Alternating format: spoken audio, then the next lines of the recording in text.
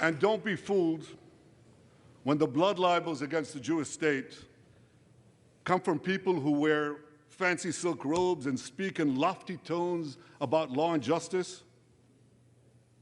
Here's a case in point. The prosecutor of the International Criminal Court has shamefully accused Israel of deliberately starving the people of Gaza. This is utter, complete nonsense. It's a complete fabrication.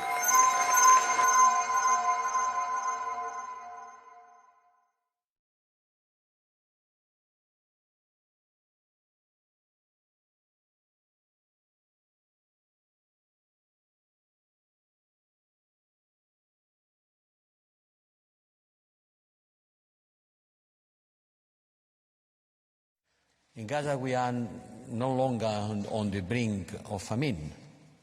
We are in a state of famine, affecting thousands of people. Chancellor Scholz told Prime Minister Netanyahu, "We cannot stand by and watch Palestinians starve." Okay, then what are we going to do? Because this famine is not a natural disaster. It's not a flood, it's not an earthquake. It's entirely man-made.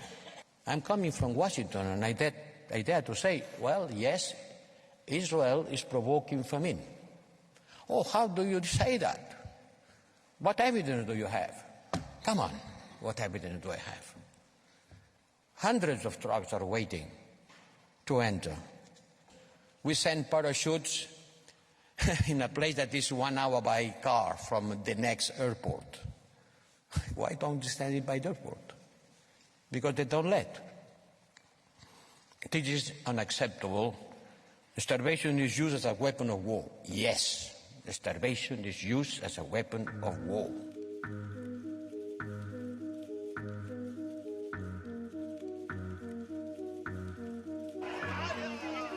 Signs of starvation are not hard to find in Gaza.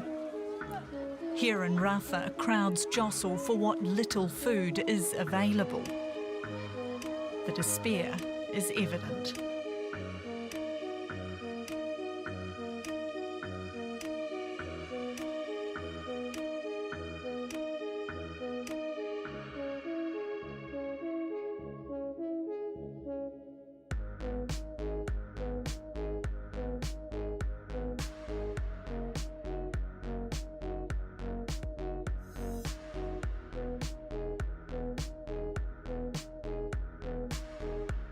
Let's hear now from the Israeli Defense Minister who spoke earlier. We are putting a complete siege on Gaza. No electricity, no food, no water, no gas. It's all closed. We're fighting animals and are acting accordingly.